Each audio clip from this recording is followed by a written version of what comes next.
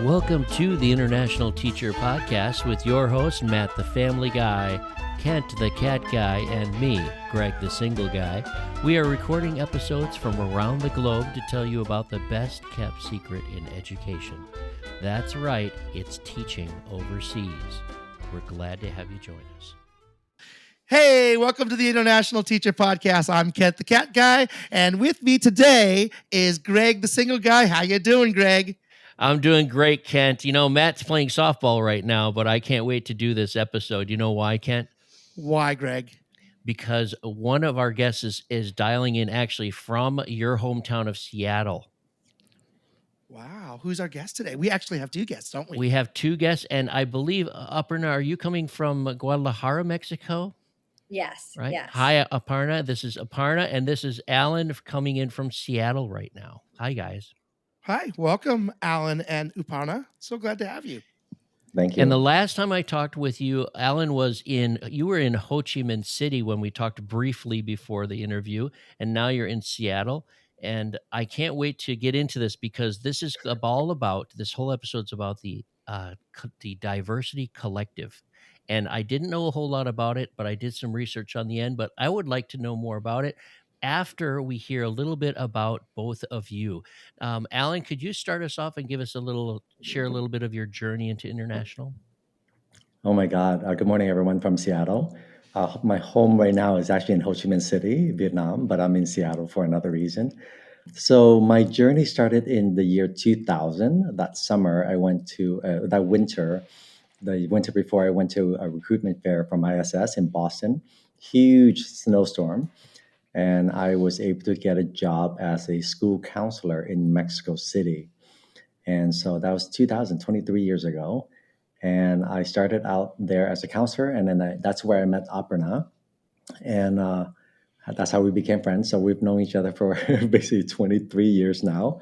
From there, I have gone all over the world. I went from there to Belgium, back to Mexico City the second time around. That's where Aparna and I also became administrators.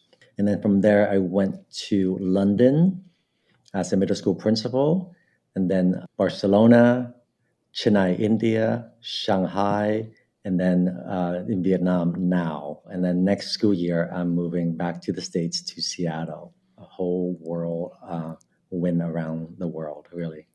That's it for me.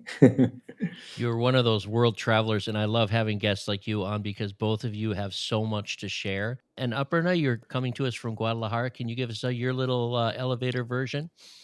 Sure. And I've come a full circle as well in some ways, but my story is not as interesting or sexy as Alan's. And it's probably most international educators because I was working in the States. I was working in Northern California in the Bay Area, and I wanted to go abroad like so many of your listeners. And I thought I'm going to be an international school teacher. And I came to Guadalajara, Mexico, and had my first job and met a guy within 3 months of being here who happened to be from Mexico. He was from Mexico City. So I went from the American school in Guadalajara to the American school in Mexico City and got married, had children. Mexico City became home. And that's where we stayed. And so I had envisioned a life like Alan's. I thought I was going to do my 2 years here, my 2 years there, like you guys, and hop around. But I ended up settling in Mexico. And then my wild excursion was moving from Mexico City to Cleveland, Ohio, and with a family in tow. And that was a very interesting and unique experience. But I entered the independent school world, which is in so many ways similar to the international school world, and really honed a lot of my work in this specific area, diversity, equity, inclusion, during, I would say, this past decade, even though, as Alan mentioned, he and I were doing work in Mexico City on this 20 years ago. And then we decided to leave the States and go back to Mexico. And it was my husband, who I mentioned before, who's from Mexico City, who actually said, I think we should go to Guadalajara. And I was so surprised by that, but we ended up moving here. We're back in this country we love. And so my full circle is I had begun my journey teaching at the American School in Guadalajara. And now my children are attending the American school in Guadalajara, and Mhm. I'm not teaching there, and I'm doing the diversity collective work with Alan. So it's really interesting. My younger son's in 8th grade, and that was the grade I taught when I first came here, maybe in 1999. Yeah. The two of you have both mentioned the Diversity Collective. What exactly is the Diversity Collective? So we are a recruiting and consulting agency. So on the recruiting side, we provide a free platform for candidates from underrepresented communities to connect with schools that are working to diversify their staff. And for schools that say they cannot find candidates, which we hear all the time, we provide a platform with great candidates from historically marginalized groups, and our job is to connect the candidates and the schools with each other. And then on the consulting side, we provide recruitment training, bias training to leadership teams to help them be more conscientious and also looking at their own implicit bias, recruitment bias, before they go into the recruitment cycle. And then we don't just leave them with that, but we also continue to work with them on providing a more inclusive onboarding process for the candidates when they come to the school.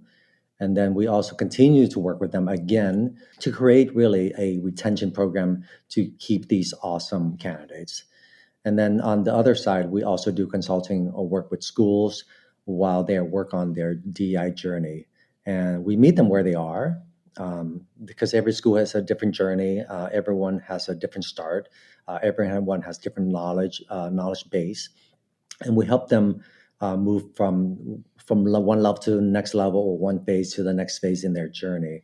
So that's really the gist of our work on both sides of the recruitment and the consulting. For helping a diverse layer of teachers get into international education, what is the pool like? Is there a diverse body of people who are looking to get into international education? They haven't quite broken through. Is it Where is it that uh, we sort of need the most help, sort of getting them to the point where they're ready to jump into international education, or they're ready to jump in and to succeed, sort of taking those jobs in the international arena? What do you all think? I was saying it's a great question. And I think the answer is really yes to both of those. I know I'm not exactly sure, but I think some of your listeners are even just considering, should we go into international school? And so maybe if you're from an underrepresented group, you're wondering, well, what would that look like for me in X country, right? Or in X region. And we're here to tell you, there's plenty of jobs out there and people want you. So you should go for it. And I think we are also really, really committed to helping people from underrepresented groups move into leadership positions and help schools find those people specifically. So, Yeah. as Alan was saying, we've created this platform, but we also do retained and non retained searches as well.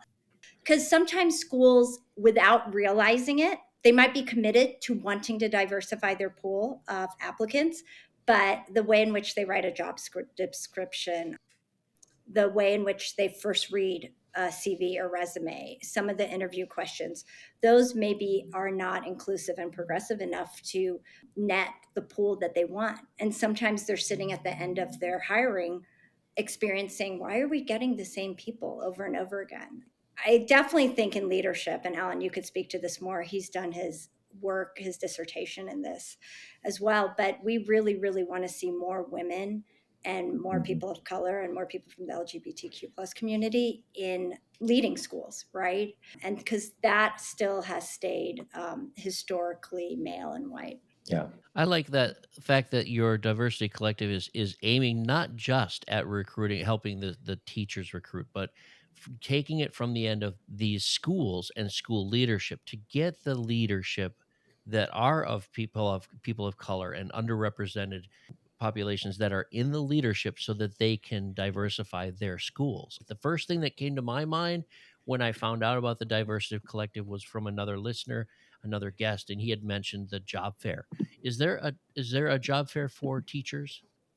Yeah, we don't have a job fair yet. Maybe in the future, but right now we're just it's just the two of us right now. We're a small organization with two people working on it, so we don't have a job fair. But perhaps if and when we grow, perhaps we will consider that. But we do provide advice, mentoring, services for candidates, because when if they want to reach out to us, if they have questions, they can do that, and people have. And so we don't provide that the job fair, but we can do provide just a platform to connect people. Oh, I know it's going to happen soon. I can just vision it now because there are job fairs popping up, and this is something that's going to snowball. There is a lack of representation out there, and that we will see Yeah, more of it if there's more conversation about it. yeah. Greg, if we could just take a step back. So the two of you represent the Diversity Collective. When did the two of you come up with this idea, and what's in your background that made you sort of launch this project? Okay, I'll start. So my background is I have a doctorate in education, and so I did my research on gender and ethnicity of leaders in international schools. So very specific. And so when I did the research, there was a stark difference in data when it comes to looking at the ethnicity and gender. So if you look at the gender, usually there are about 50% of leaders, women in the principal position, the director of teaching and learning, the level right before the head of school. And so, and then when you jump up to the head of school, all of a sudden the number just dropped down to about 30 something percent. Personally, I think it's even lower. When ISS did their research 3 years ago, and when they did that, it was dropped down to 25% in head of school position. So the question was like, why all of a sudden you have 50% of women in the principal, director of teaching and learning, associate head of school, but when you jump up, it drops down to 25%. Where did the women go? And so, and then with ethnicity, the number is very similar. So if you look at the ethnicity of people of color, we represented about 15%, and ISS data and my data was about the same. About 15% of leaders who are people of color in the principal position, director of teaching and learning as well. And then when you jump up to the head of school position, in my research, there was less than 5% of that. And then what happened to the rest of us? That got me motivated. And then during COVID, I was living in Shanghai. We were very restricted about travel. Spring break and summer break was basically you're in China, you're in Shanghai. I want to create a platform that honor people of color and LGBT candidates who are looking for jobs, and create a safe space for them, and looking for schools that are willing to partner with us. So we did a really soft launch in October 2021. Very soft launch, and then we got candidates, we got schools to sign up. There was a lot of excitement, and then of course I couldn't do this work alone, and so decided to say Aparna, because she was moving to Guadalajara, and said, "Hey, we've been doing this work, the two of us, for a very long time." But now then, we've been friends all this time, but we just didn't know that we were doing this work parallel in the world. And so we decided to partner up and then just update it, and have version 2.0 right now for the Diversity Collective. The platform is much easier to use, much more inclusive. For us, candidate, it's free for candidates. So that's why we want to make it really inclusive. Anybody can sign up. There is a registration requirement to log in to become a member, and that's where it's all started. And then now we're just trying to expand that, and then open it up to the candidates and also schools around the world. And I think the pandemic plays a role in everyone's bit of story too. And I think when Alan was creating this, as Alan mentioned, he and I, we've just been in each other's lives. So we talk about our lives and we talk about work. And when he was telling me, I want to launch this, what do you think? Like I was reading some of his initial text for the website, mission, this, and we were talking about it a lot, and I was so excited, and I was 100% thought this was needed, but I was still living in the independent school world, right? And I hadn't thought yet how we could bring these two worlds together, which is really just schools all over the globe, right, that we're committed to. For me, this work, and I've said it over and over again, is personal and professional. And I grew up and went to independent schools. I never had a teacher of color, right? I just didn't. From the time I was 3 until the time I was 18, no core no core teacher of color in my experience. And I didn't see that representation in leadership, obviously, as well.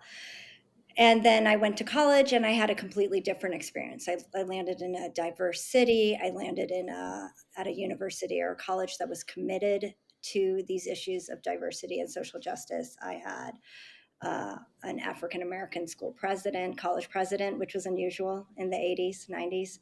And it just opened my world to the impact that it can have when you are met by different types of people when you walk into a classroom, right?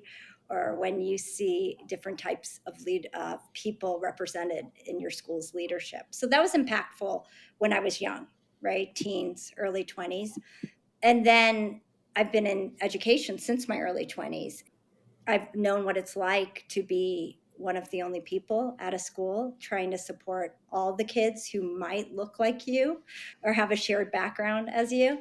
And I know what it's like when I've walked into schools and there's other people who can share this work with me, you know? And when I say this work, it's not teaching history or designing curriculum or things of that. Sometimes it's just kids needing to be able to walk in your office or talk to your classroom, or it's parents who want to talk to you about, you know, what is it like to be a family of color at the school or something like that, right? There's just different voices and experiences are needed. um, Yeah. and we all benefit, right? We all benefit as educators, the students, the administration. Everyone benefits from diversity on your campus. That's the bottom line. Yeah. If I log on to your site and I go to the Diversity Collective, I'm immediately, after listening to this, I'm immediately going to feel very comfortable in the fact that you're both in both been in administration, you've both been on the teaching in the teaching level, you've both Hmm. been around the world in many respects. So you have all the background, you have the experience, and you are the ones reaching out saying, hey, we are here to help you. So as a candidate, let's say I'm an international teacher or I want to be, and I want to reach out to you and I go to your website. And Alan, maybe Alan or one of you could share a little bit with us. What's it like to come on as first as a teacher candidate? And then what's it like? Give me a glimpse of what it's like to come in as a school. What are we looking at? What are you offering to like support us? So as a teacher, it's a very simple process.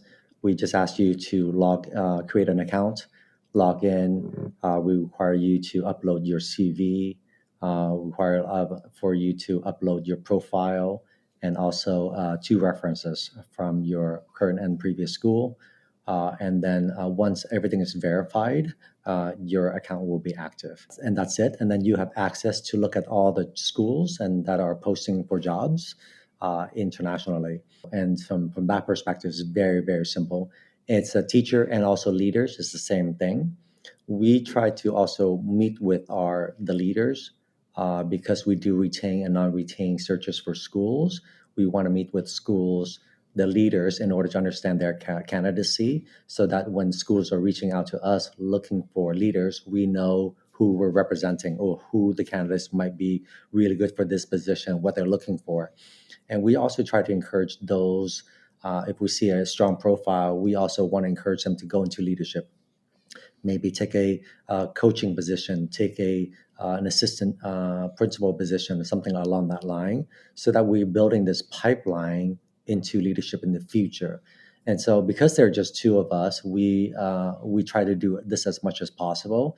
If we don't get to you and you are interested, just reach out to us, and we will reach out back to you and connect with you. Right now, I'm in Asia, so in the next couple of months, I can meet with people in Asia very easily, and Aparna's in Guadalajara in the Americas, so it's easy for her to meet with them as well. And so, really, the idea here is that we're very open and also to meet with people should they have any questions. And do you do a lot of that with just email or do you do it with video conferencing? How does that work? So we support it through email. It's the first point of contact. If you look at it, info at diversityfair.org, and you can reach us there, or our name, Alan or Aparna. I mean, hopefully you can provide that information in after the podcast. We meet with them, and if we need to, we also will set up a video conference. this is specifically really for leaders, just because I think it's really important for us to get to know them really well in order for us to represent them when we go into recruiting for schools. Let me jump in here for a moment. Aparna, I have a question. We've talked about now when you use the term independent schools, is that the same as a private school? It Independent is. school. It And let is. me ask a question, and please feel free to decline if the Mhm. question isn't clear.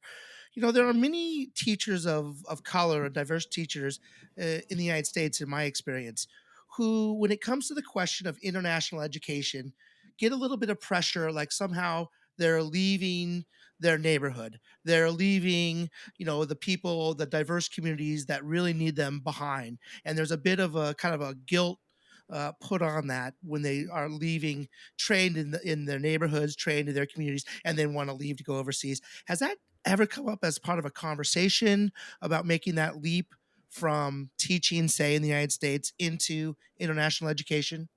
Sure. I think that conversation comes up for teachers as a whole, right? Like, for example, when I first went into teaching, I was committed to public school education, and I only thought I was going to be a US public school teacher. And when you choose to go international, you end up in private school world, and it's very, very different. And from my experience, when I went back to the States after 15 years, abroad, it made sense to go back into an independent school versus I already had my license in New York and in California, and then I was going to have to get relicensed in Ohio, right? So it was easier to go into an independent school, right, for me.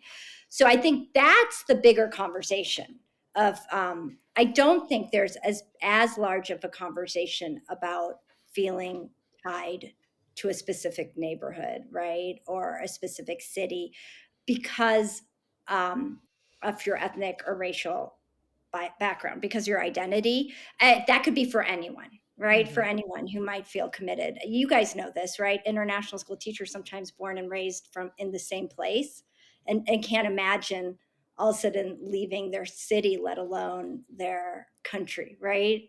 I mean, and Alan, I don't know your thoughts on this, but I don't think that's as much of an issue as um, I think bigger questions are maybe I've learned to navigate this world as a person of color, or I've learned to navigate this world, right? Like, let's say I'm just using the United States as example, as someone from the LGBTQ plus community. What is that going to look like if I go to Mexico? Or what is that going to look like if I go to Kenya, or what is that going to look like if I go to Germany, right? I think those are maybe questions that people might have, and those are interesting discussions to have, and we're here to help them with that, as well as I'm sure your large network of teachers.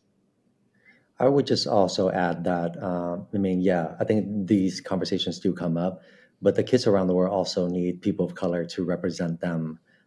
Because, I mean, for me, as an Asian male, I'm also openly gay.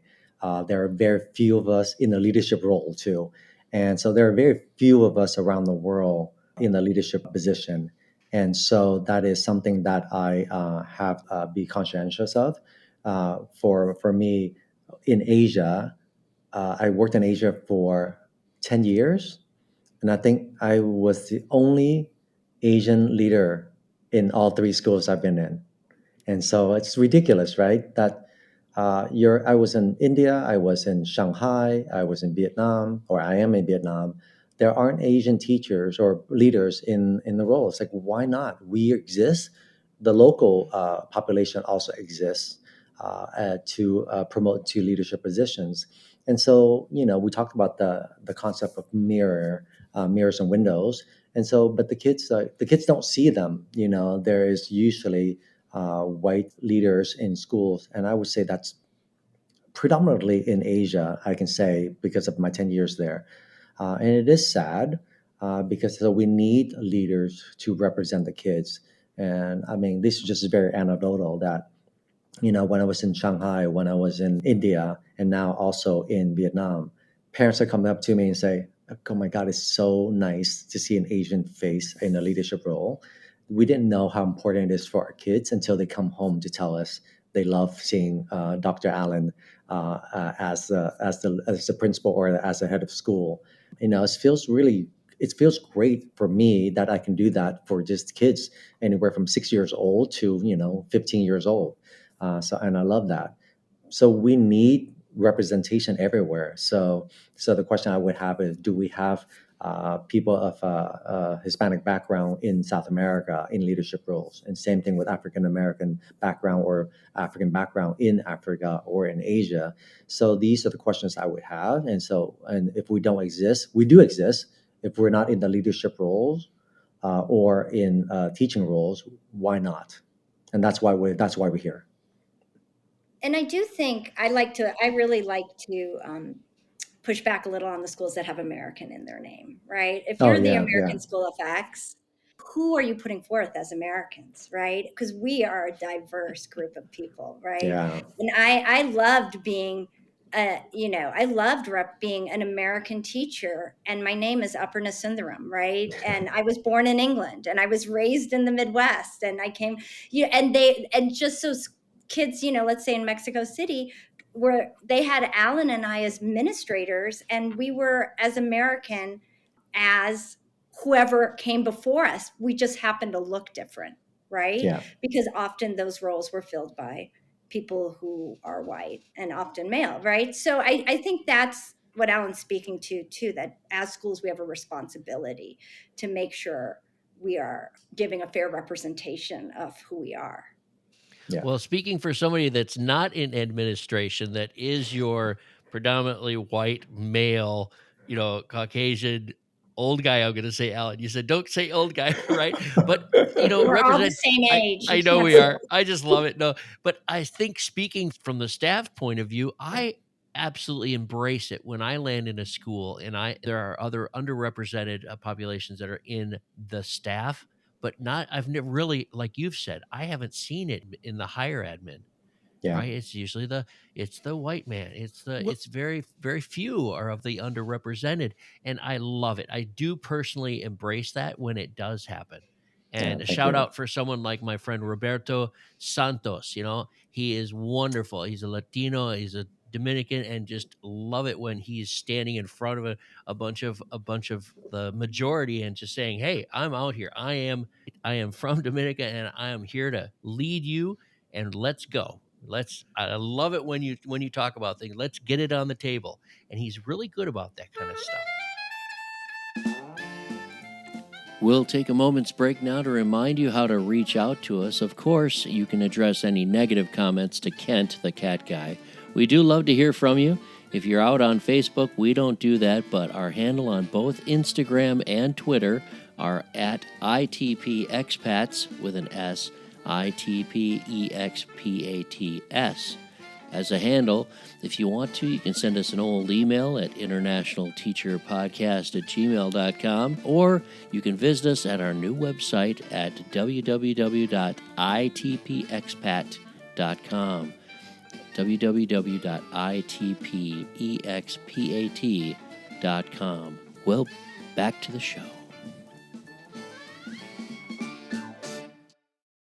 Yeah, I was going to follow up on a question. Alan, I heard the word pipeline come from you, that we're Hmm. trying to, one of the goals of the Diversity Collective is to create a pipeline for people of color, women, LGBT to take roles in administration. Hmm. Um, with the numbers you gave us earlier about how this kind of pyramid, where at the lower levels of administration we could find a decent percentage, not Hmm. equity, and then it kind of goes up and it pyramids down to about 5%. Is the pipeline the first step in more things that need to happen to get more people at that top of the pyramid? Absolutely. Good question. Because number one, you have to hire teachers of color. And then when you have somebody who is like a superstar, you want to make sure you mentor them and sponsor them into that next leadership role, whether it is a coaching position or an assistant principal position. And then at that level, you continue to mentor them and also finding sponsors to promote them in the greater world for them to get the next job. It's always difficult to jump into the next level of leadership, always. And so, but if you don't have the pipeline underneath, how do you promote that? And so we want to work really hard to create that pipeline and create let's say there are 15% of us who are in teaching. We want the next level of assistant principal positions, the assistant, but to about 15% of us in being from Asian background. And then when we went to the principal position, we still want to represent 15%. And then when we get to the head of school position, we continue want to represent 15%. Without that pipeline, it's gonna dwindle down to 1 to 5%. And when I did my research, that 5%, to be very honest with you, represented two people of color and both men. Oh my God. Two. Two. Yeah. Yeah. Uh, But yeah, it's crazy. It was such a thoughtful question too. I think you were asking, in addition to the pipeline, or is the pipeline in the beginning, what else? Part of this, as Alan mentioned, was the mentoring or the coaching. And the educating, because there are school communities who think it should be, maybe they still think of men in those top leadership roles, Yeah. and they themselves, right? Women, or let's say parents, or children are thinking, can we have a principal, or can we have a head of school who's a woman, right? So it's that educating of, yes, you need to put a woman at that top position, because half your population are girls, right? And they need to see themselves in that, maybe in that position. But the other thing is even the coaching of individuals themselves, right? I had a wonderful conversation with a woman, and she had been a vice principal for 10 years, a woman of color, an Asian Yeah. woman. She should have been a principal 5 years ago, right? But she hasn't seen herself, people like her, given that opportunity. So she's unsure whether she should go for it or not. It's just really, really interesting, the ripple effect that we have when we're not creating those opportunities, and the ripple effect we can have when we do, right? Because had this woman seen people like herself in these positions, she wouldn't have held herself back for 10 years. Does that sort of make sense as well, right? absolutely. Whereas when we see ourselves in positions, and this is, that disparity we have amongst gender too, like men tend to go for those top leader positions all the time and feel qualified for them because they have seen multiple people like themselves maybe in that role, right? And as women, we tend to select ourselves out or second guess it, or Is the work getting easier or is the work getting harder? that's a great question. Yeah. I guess the answer is there's still work to do. I think the work is not necessarily getting more difficult in the way we don't have to sell schools on why it's important to diversify. I think there is research out there, how communities, diverse teams, students all benefit from this. So, in that respect, trying to explain why it matters isn't as hard, but getting schools to actually commit to doing the work Yeah. and having patience and having endurance, right, to see the change continues to be a bit of a challenge, right? And you guys have been around and you've been to different schools, so you might hear anecdotally, oh, we had a woman head of school, like we had, like they tried it, and since that one person didn't work out, now they're going to go back to what they think of as, instead of saying no, we have to keep at this work. And it's, there's individuals involved, one person can't represent their gender or their race or Yeah. their ethnicity, right? Just having one person on your staff or one person in leadership does not make a difference. It's a start. It's It's the a Yeah. start, start and of then that if it journey. doesn't work out for that one person, it doesn't mean you shouldn't keep hiring from that community, right? Yeah. The Correct. people, you will hear this anecdotal stuff. So I think the challenge is getting schools to commit and seeing the process through, right? Like maybe you do, let's say, some training in implicit bias. Okay, you've done that work, but do you really understand how that shows up in recruitment? And do you understand your own process to understand how bias might show up in your recruitment and hiring? And then what are you doing for retaining? And that takes consistent, sustained effort. So I, Yeah. I think maybe that continues to be a challenge. Does that I answer see your more question? schools, I see more recruiting agencies. I see more international, like the International Teacher Magazine. I see Tie Online. I see Joy Jobs. I see some of these recruiting agencies and source resources online are starting to give more and more lip service and more topical uh, articles about diversification. And I'm hoping that they're reaching out to you also, because definitely there's articles out there, but there's just not enough. And it's not really like you were saying, we can talk about it, but we don't just try it once and like say we've done it. We can't just say as a school or a district that yeah, we're diversified. We have this person, right? This woman is in principal. It doesn't work that way. And I see you're saying the work is yet to be done. And my question is, what are the next steps for you? Actually, before I say next steps, what are some of the triumphs that you've had that you've broken through? Can you share some of those over the short time you guys have been working on this?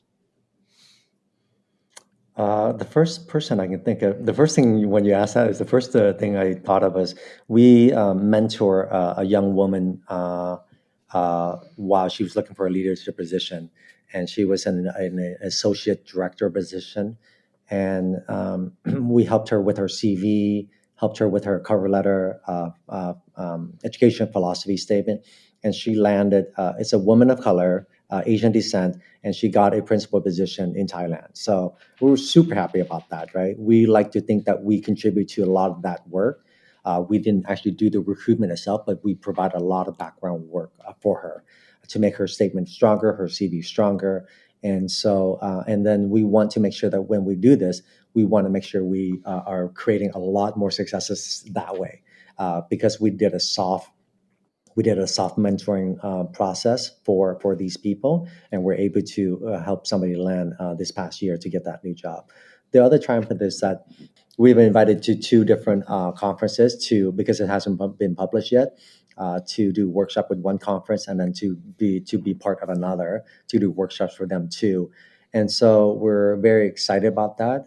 And the other thing is that we are also now partnering up with quite a few schools to work with them in their journey. And so we want to make sure we can continue with that because we want to remain confidential with people, and we want to make sure that we are doing that now.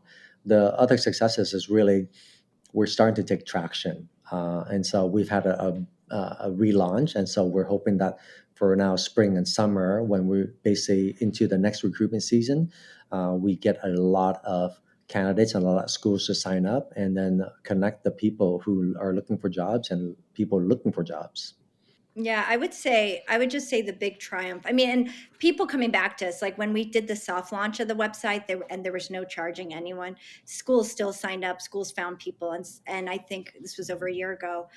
Someone on call with us saying, "Oh my gosh, those hires we found on your site, they're awesome. We're so happy they're in our school." So that just feels great, right? That was a service we provided, and those people are thriving in the school, and the school's happy that they have those faculty members. And I think the other thing, as Alan said, the triumph is when people talk to us, they seem to appreciate that we exist, right? So, Yeah. like, we're talking, as he said, to one organization, and then they saw the workshops we do and the consulting we do, and they're like, "Oh my gosh, can we just hire you? Could you do this for our organization next year? Like, a 5-part series or a 7-part series." Like, so they're happy that we're there and we're providing the service, and they want to utilize it because they're trying to inform their partner schools, right? And they're trying to educate a broader community. And so I think it's just felt good that we saw a need, and we have experienced this need in multiple ways, right? We've created this agency, and we get a lot of positive feedback that we exist. Like, people seem to appreciate the fact we exist, and that feels really, really good. Yeah. You mentioned that you do PDs and workshops, and schools can contact you and find out more about this and get traction for you. Is that all available on the website for the schools to see, or for the organizations to reach out to you? And you have a Yes. couple of like examples of what they could do. Okay. That's fantastic. That makes me want to go and look at the research that you've done and the opportunities that you provide. It makes me want to go on there and look more for it. So that's great for our listeners to know it, to point their directors or point some of their people in that direction to go and start talking about. One thing I think maybe our listeners aren't aware of, if I'm not mistaken, I think both of you have day jobs and the collective on top of that. Is that correct? Just a quick question: how in the world do Yeah. you be a teacher leader in education and run the collective? That must seem a Where's the lot. time? Where's the time? Yeah, so I call it my day job, my night job. So yeah, I do have right now. I am a head of school as a startup in Vietnam, and then I'm moving to Seattle to be an associate head of school at an independent school, private independent school in here in Seattle. And so basically, I during the daytime I do my regular job, and then I go home and have my dinner, whatever, exercise a little bit, and then I meet up with Aparna to do the work. And so it's really two full time jobs, but I'm very committed to this work and very passionate about it, and I get a lot of energy from it, from just having conversations with people from different organizations, talking to candidates, running a workshop. I'm energized. Sometimes I like, okay, I need to go calm down to go to sleep at nighttime as a result of it. But I love it. Absolutely love it. So I cannot not do this. You know. And actually, to answer your question and demystify it a little, or demythify it, because it is my full-time job. So that's the way it works. Because when I joined Alan, he was like, I how can how Yeah, but you're also a mom too, right? I Yeah. So you're am, and I doing do, and I triple do, duty. and I do consulting outside of the diversity collective too, right? Just working with teachers specifically or things like that. So, but it has been fascinating to step outside of a school for the first time in, I don't know, over 25 years, and experience it as a mom. Actually, I have to tell you that that's been really, really interesting too.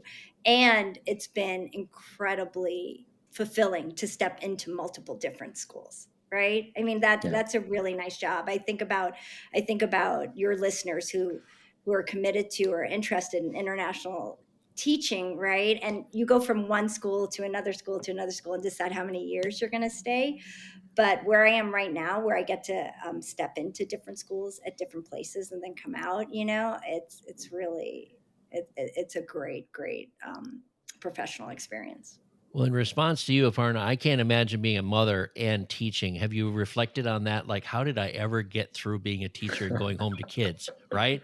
And Yeah. and it's crazy. And Doctor and Alan, I want to call you Doctor Alan, but That's Alan, fine. you're going from Vietnam where they have this great coffee that comes in the little 8-ounce glass. If our Yep, listeners have never been to Vietnam, they have the best coffee that comes in. They put we like an do. inch of sweetened milk at the bottom, condensed milk, and they put the coffee filter is goes right on top of the glass. And then the waiter or Hmm. waitress or server comes over and they pour the hot water into the glass for you specifically. And as Oh soon as yeah. it goes down, you take the little filter, the metal filter off, right? And now you're going to Seattle where we know it's a coffee place. Duh, little, I think they have coffee there, right, Kent? But I think those are so. two connections I had right off the bat. I know it's not on our subject, but that's a connection to where you guys are. Oh, Yeah. Oh yeah. So I mean, I love the location in Vietnam, and also looking forward to living in Seattle. Well, I want to say that I absolutely love your enthusiasm and your optimism to both of you. I can see why schools love the both of you and how candidates reach out to you, because you're like a life preserver and a little bit of a storm, if you will. And Mm, on top of your expertise and experience in this area, it's your optimism. It's your firm passion. belief that thank you. the world can become better through the actions that we do each and every day. And that's a real shot in the arm for me. And I just want to say I really appreciate the you two are out there, and Mm. I feel really special that I've got a chance to meet both of you. So I just want to say thank you for that. No, thank you for having us. Really appreciate that the time and the space. Can you give us some last words of wisdom or last message from each of you? Maybe Aparna, you could go first, That's a tough one. I'm still feeling or very Alan humbled can. well, I'm feeling humbled and appreciative of Kent's kind words, right? Hey, I said I nice things too, right? I just I thought you were feel Definitely right. asking good. me. I just thought you asked me for some wisdom. That's all. I just thought you put me on the spot. No, I'm kidding. No, no, you guys have been no, you've been incredibly kind to give us this space and have this conversation and just be so open to the discussion. I love this field of work so much. And so again, to think that your listeners are educators is, I don't have words of wisdom for them. I only have a huge thank you, and that we have to keep doing this work and keep showing up and asking the questions and leaning into the discomfort sometimes. And yeah, that's it. It's just a huge appreciation for my colleagues who do this work day in and day out. And no word of wisdom, really, but to those who are listening, that we are here. We are here to support you in your journey, whether you are a candidate looking for a job or a leader looking for the next position, or schools who are looking for us to work with you on your DEI journey. And so the work is difficult, it's challenging, and we're here to work with you along the way because as we've said before, we're passionate about this work, and you don't have to do this alone. Sounds really corny, but it is true. And it's we're here to work with you wherever you are and take you to the next part of your journey. And so it's really we appreciate those schools who are doing this work, other DI consultants who are doing this work, because we also partner up with multiple people along the way. So it's not just two of us, with everybody else around the world too. And also thanks to Kent and Greg for this opportunity to have us and share our journey as well. Thank you both very much. Greg? The more we talk about this, the more that we share across the world, I think it's going to make it a better place for all of us, no matter who we are. If we have more diversity, we are going to be a lot more quality. And that goes all the way down to the kids that we are in charge of, that we're trying to change lives for the better. Yeah, thank you. On behalf of Greg the Single Guy and Kent the Cat Guy, I'd like to thank our guests today, Alan and Uparna from the Diversity Collective. Thank you so much for joining us this week, and we'll see you next time. That was great. That's a I wrap. You love guys are that awesome. show. Thank you. You guys are great. Thank you so much Yeah.